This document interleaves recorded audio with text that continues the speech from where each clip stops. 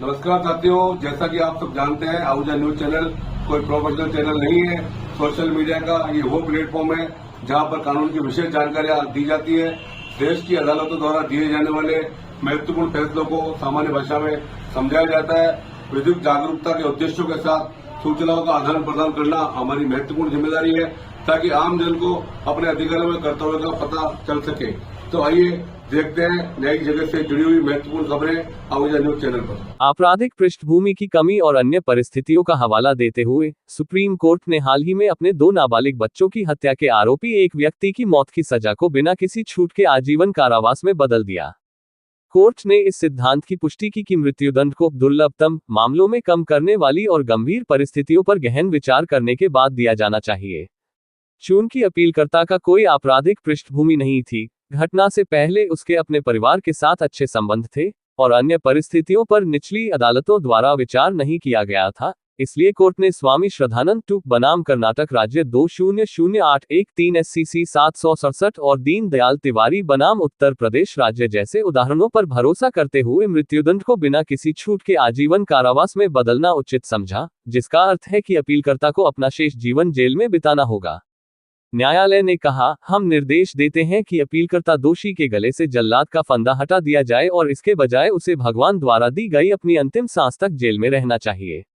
न्यायमूर्ति विक्रमनाथ, संजय करोल और संदीप मेहता की पीठ ने उस मामले की सुनवाई की जिसमें आरोपी अपीलकर्ता को अपने 2 नाबालिग बच्चों की हत्या के लिए मौत की सजा सुनाई गई थी।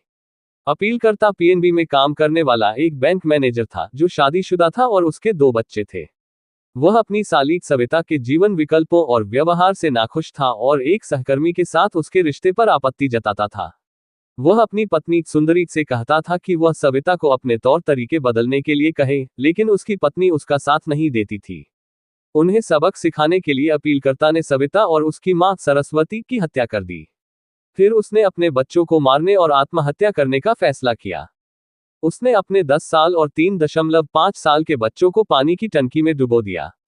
वर्तमान दोषसिद्धि बच्चों की हत्या से संबंधित थी क्योंकि उस पर अपनी भाभी और सास की हत्याओं के लिए अलग से मुकदमा चलाया गया था।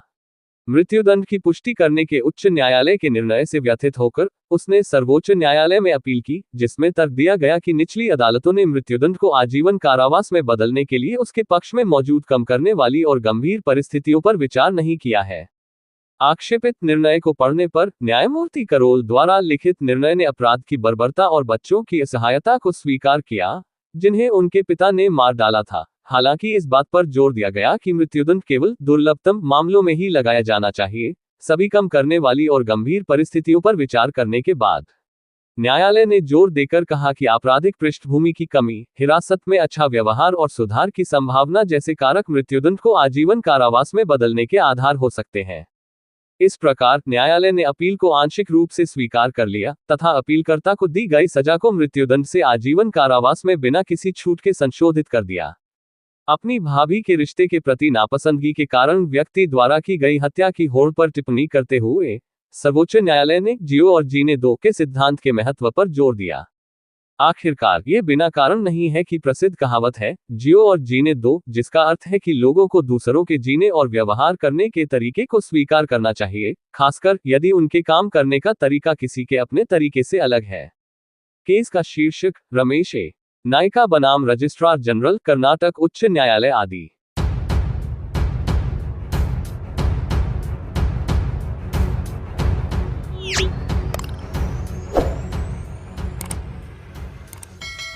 भिनाय थाना क्षेत्र के ग्राम देवलिया कला और एकल सिन्हा में शुक्रवार को अज्ञात चोरों ने सूने मकानों से हजारों रुपए की नकदी व लाखों रुपए के सोने और चांदी की जेवरात पार कर ले गए।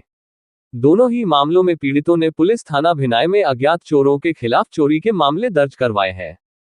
प्राप्त जानकारी के अनुसार भिनाय थाना क्षेत्र के देवलिया कला गांव में शुक्रवार दोपहर करीब 1 बजे मकान किराएदार रामदेव पुत्र सूरजमल बैरवा मकान मालिक गोपाल मेवाड़ा के मकान में अज्ञात चोरों ने कमरे का गेट व खिड़की तोड़कर कमरे में गोल टंकी में रखे 7,000 रुपये नकद चांदी के जेवरात चोर चुरा कर ले गए।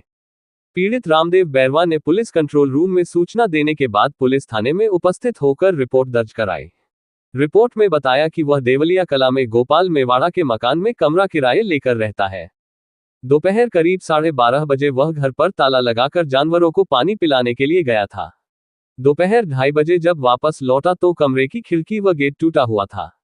कमरे में रखी गोल टंकी का ताला टूटा हुआ था। कमरे में हुई चोरी देखकर वह चिल्लाने लग गया और आसपास के लोग इकट्ठे हो गए। टंकी में देखा तो 7,000 रुपये चांदी की कुचिया 2 नग, चांदी की कनकती 700 ग्राम, चांदी की पैर की चूड़ियां 2 नग, चांदी की 2 चैन घर से गायब मिली।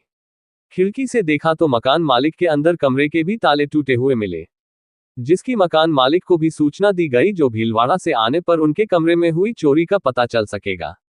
एकल सिन्हा में दिनदहाड़े अज्ञात चोरों ने दिया चोरी की वारदात को अंजाम। इसी प्रकार एकल सिन्हा में भी अज्ञात चोरों ने शुक्रवार को सूने पड़े एक मकान से हजारों रुपए की नकदी व लाखों रुपए के सोने व चांदी के जेवरात पार कर लिए। पीड़ित रामकरण जाट पुत्र हीरा जाट ने भिनाय थाना में उपस्थित होकर रिपोर्ट दी कि शुक्रवार को वह और परिवार के सदस्य ग्राम सिंघवाल में किसी सामाजिक कार्यक्रम में गए हुए थे।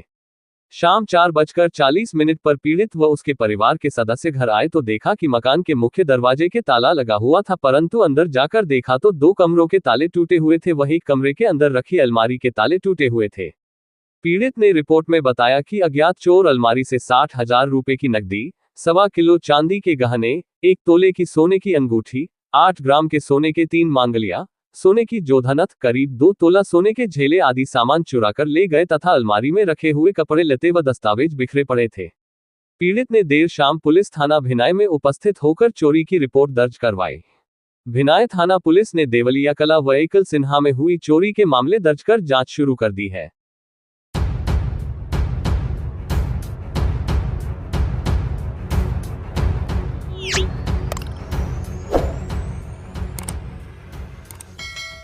अंतर्राष्ट्रीय महिला दिवस के उपलक्ष्य पर प्रदेश कार्यालय के निर्देशानुसार अजमेर देहात में भाजपा महिला मोर्चा जिला अध्यक्ष श्रीमती मुकेश कंवर राठौड़ के नेतृत्व में जिला स्तरीय समारोह विजयनगर में आयोजित किया गया।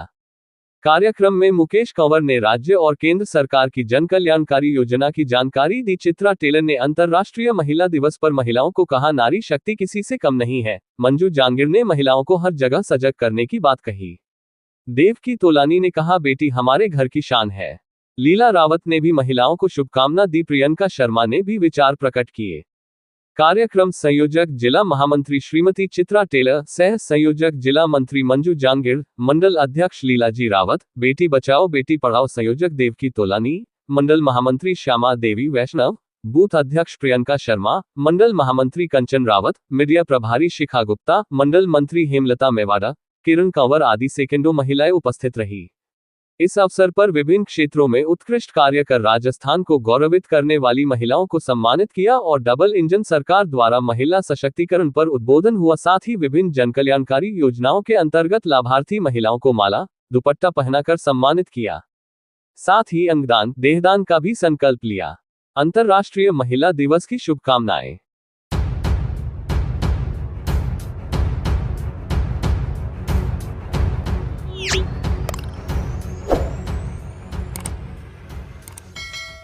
केकड़ी जिले का दर्जा रद्द करने से आक्रोशित अधिवक्ताओं का केकड़ी न्यायालय परिसर में धरना प्रदर्शन जारी है। शनिवार को अवकाश के दिन भी अधिवक्ताओं ने न्यायालय परिसर पहुंचकर धरना दिया तथा सरकार के खिलाफ नारेबाजी करते हुए केकड़ी को फिर से जिले का दर्जा देने की मांग की। इस मौके पर वरिष्ठ अधिवक्ता शैलेंद्र सिंह राठौड़ ने कहा कि सरकार ने दुर्भाग्यपूर्ण निर्णय लेते हुए केकड़ी जिले को हटाया है। उन्होंने कहा कि जिले का पूरा ढांचा तैयार हो चुका था। जब जिला अपने पूर्ण अस्तित्व में आ रहा था तभी सरकार ने इसे समाप्त कर दिया। इस मौके पर अधिवक्ता लोकेश शर्मा ने कहा कि इस फैसले से सरकार को बड़ा नुकसान होगा। जनता सरकार से जवाब मांग रही है। उन्होंने चेतावनी दी कि अगर केकड़ी जिला बहाल नहीं किया गया तो आने वाले समय में बड़ा आंदोलन किया जाएगा। पूर्व बार अध्यक्ष चेतन धाभाई ने कहा कि जिला बनाने का निर्णय 3 कमेटियों के विश्लेषण के बाद रामलुभाया कमेटी ने लिया था। उन्होंने स्पष्ट किया कि जब तक राजस्थान सरकार जिले को लेकर सकारात्मक निर्णय नहीं लेती तब तक आंदोलन जारी रहेगा। बार अध्यक्ष मनोज आहूजा ने कहा कि सभी मापदंडों में परिपूर्ण केकड़ी शुरू से ही जिला बनने की क्षमता थी, लेकिन नियति का खेल ऐसा चला कि केकड़ी से भी छोटे और अविकसित क्षेत्र को जिले का दर्जा मिल गया, लेकिन केकड़ी से जिले का दर्जा छीन लिया गया, जो बेहद दुर्भाग्यपूर्ण है। धरना प्रदर्शन के दौरान बार अध्यक्ष मनोज आहूजा, वरिष्ठ अधिवक्ता शैलेंद्र सिंह, चेतन धाभाई, हेमंत जैन, लोकेश शर्मा, रविशंकर पवार, रहीम गौरी, रामावतार मीणा, नरेंद्र जैन, द्वारका प्रसाद पंचोली, मुकेश धवलपुरिया, रमाकांत दादीच, विनोद साटीवाल आदि मौजूद थे।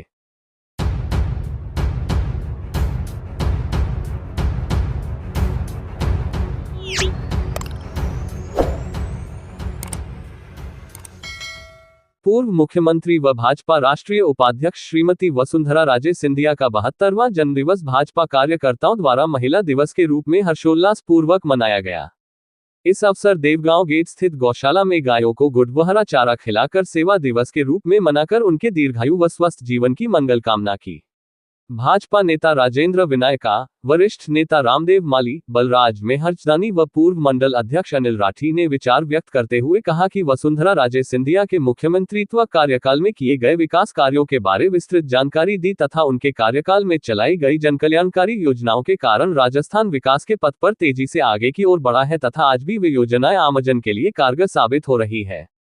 इस अवसर पर भाजपा नेता राजेंद्र विनायका, वरिष्ठ नेता रामदेव माली, बलराज मेहरचंदानी, पूर्व मंडल अध्यक्ष अनिल राठी, मंडल अध्यक्ष रितेश जैन, धनराज चौधरी, धनराज नायक, रामबाबू सागरिया, कमल सांखला, सुरेश सेन, संजय बेनीवाल, भैरूलाल साहू, पार्षद सुरेश साहू, कैलाश चौधरी, मोहित सिखवाल, बनवारी बैरवा, प्रवीण राव, भानु प्रकाश, हिमांशु, बंटी माली, दावल सिंह, कालू चौधरी, दीपक सोनी, बाबूलाल घोसी, स्वामी नारायण, गोपाल चौधरी, सीके बोयत आदि कार्यकर्ता उपस्थित थे। भाजपा के कड़ी